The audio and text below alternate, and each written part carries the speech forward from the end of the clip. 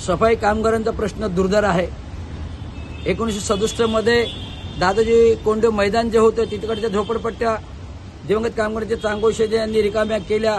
केवळ एक त्या शब्दाखातर ते मैदान झालं।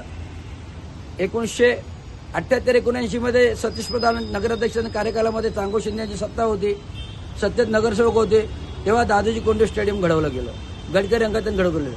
पण ज्या सफाई कामगारांच्या चाली महापौर महानगरपालिका प्रसिद्ध महापौर दुसरे वसंतरावजी डावखरे होते।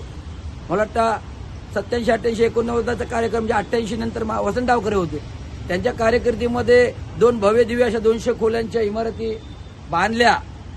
या इमारतीला 10-12 वर्षच नाही झाली तर त्या प्रशासनातील या लोकांकडे धोकादायक ठरवल्या। एक कुठलाही स्ट्रक्चरल थर्ड पार्टी ऑडिट नाही, एक उपनगर अभियंत्यांच्या शहर विकास नियोजन राजन खांडपळकर यांचा अहवाल वाचला, त्यांच्या अहवालावर या इमारती धोकादायक ठरवल्या आणि तोडल्या।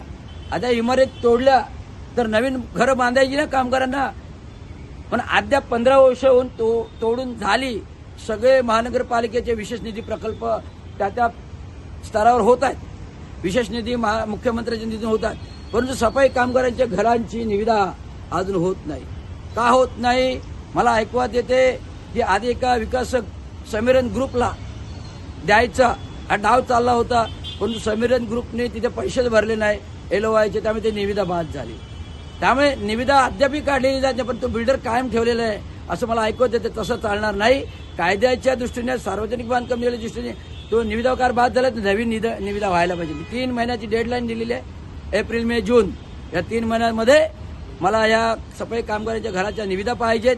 सफाई कामगारांची घरं चालू झालेत, इमारती चालू झाले पाहिजेत, नाहीतर तीव्र आंदोलन करण्यात येईल। म्हणून प्रथमतः येत्या आता परवा आम्ही महानगरपालिकेवर कोर्ट नाका ते महानगरपालिका भव्य दिव्य असं सफाई कामगारांच्या तो पण महिलांचा मोर्चा येतोय, हे लक्षात घ्या। प्रशासनाने नोंद घ्यावी, महापौराने नोंद घ्यावी, उपमहापौराने नोंद घ्यावी आणि ठाणे जिल्ह्याचे पालकमंत्री, नगरविकास मंत्री आणि उपमुख्यमंत्री एकनाथरावजी शिंदे यांनी दखल घ्यावी। एवढं सांगा। जय हिंद, जय महाराष्ट्र।